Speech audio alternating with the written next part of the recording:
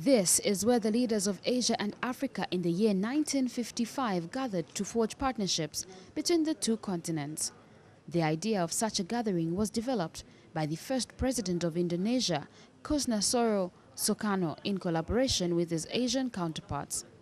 Indonesia, in the city of Bandung in West Java province, hosted this historical event. 60 years later, their descendants and current leaders in Asia and Africa have traced back the steps of their forefathers in reinvigorating partnership of the two continents. Indonesian President Joko Widodo led other leaders from Asia and Africa, who included Zambia's Vice President Inonge Wina, in a historical walk along the Jalan Asia-Africa Street, where the Gedung Merdeka, also known as Freedom House, is situated. Here at the Merdeka, the building is intact. The smallest details, such as the chairs used in the 1955 meeting, are still in use. The site has been turned into a museum. The colorful commemoration ceremony also included a march past and cultural display by the host nation.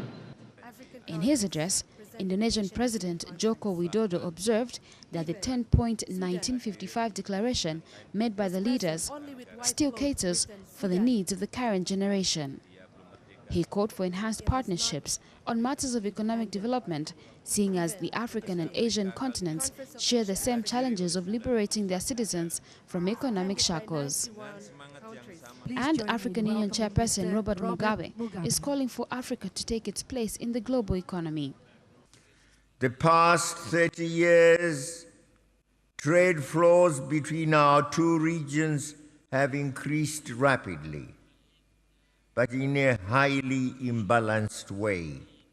In 2013, for example, Asia accounted for 26% of Africa's trade flows, whereas Africa accounted for a mere 3% of Asia's flows. One of the major factors accounting for this skewed trade imbalance is that Africa-Asia trade patterns have replicated those between Africa and the developed countries. For Zambia, the visit to Bandung evokes memories. It really invokes feelings of the struggle that was there before Zambia gained her independence.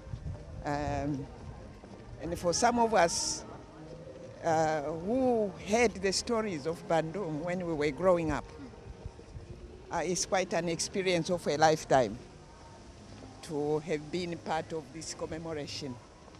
And I think it's something that will leave the Bandung spirit will live as long as humanity is on earth. On the street, the first Asia-Africa Summit took place at the Freedom House located here in Bandung. And in 2015, a significant event has taken place. Asian African leaders have come back to the place where their collaboration was conceptualized. And after this, the responsibility they have is to implement the 29-point resolution that they formulated during this year's Asia-Africa Conference in Jakarta. Pennipher Nyirenda, ZNBC News, Bandung, Indonesia.